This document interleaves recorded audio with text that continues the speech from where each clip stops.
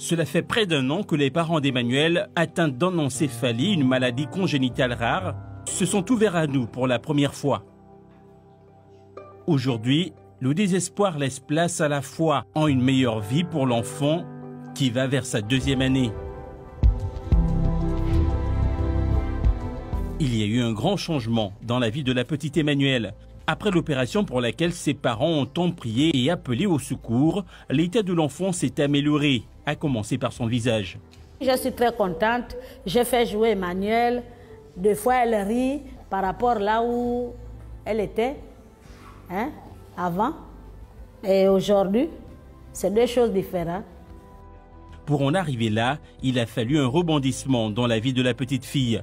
Le docteur Mouélé retrouve la trace de la petite Emmanuelle grâce à la diffusion de notre reportage sur les médias sociaux. Il a vu le bébé dans les réseaux sociaux. Le message, il a vu ça dans son téléphone. Il dit non, envoyez-moi le bébé là ici. Maintenant, quand je suis partie, oh maman, oui, viens, rentre. Il m'a même reçu avant tout le monde. La liste des changements intervenus depuis l'opération s'allonge de jour en jour. Il n'y a pas si longtemps, Emérienne, la maman du bébé, passait le clair de son temps perdue dans le désespoir. Mais aujourd'hui, elle peut jouer et rire avec sa petite fille, le cœur léger. Et maintenant, elle arrive à voir les autres. Elle sourit. Parfois même quelqu'un passait, elle crie. Elle joue, elle appelle maman. Sur le plan esthétique, la mère du bébé garde bon espoir quant à la cicatrisation de la plaie post-opératoire. Et elle n'est pas la seule. Ici, au centre hospitalier universitaire d'Ovendo, où l'opération a eu lieu, le corps médical a bon espoir concernant l'évolution. Pour le docteur Mouélé Nguélé et l'ensemble de ses collègues, l'intervention pratiquée sur le bébé Emmanuel fait partie des plus singulières. Et quand le médecin a vu l'enfant pour la première fois, toute l'équipe était déjà au courant. Ces genres de pathologies ne sont pas fréquentes. Et quand ils sont là, l'unique chose qu'on peut faire, c'est juste rapidement protéger le reste qu'il y a pour éviter les différentes infections qui peuvent se causer. La première chose, c'était d'abord de la préparation.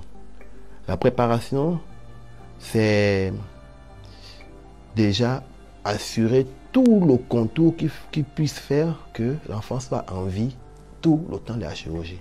Et là, il faut remercier nos collègues anesthésistes. Donc, il faut préparer le sang.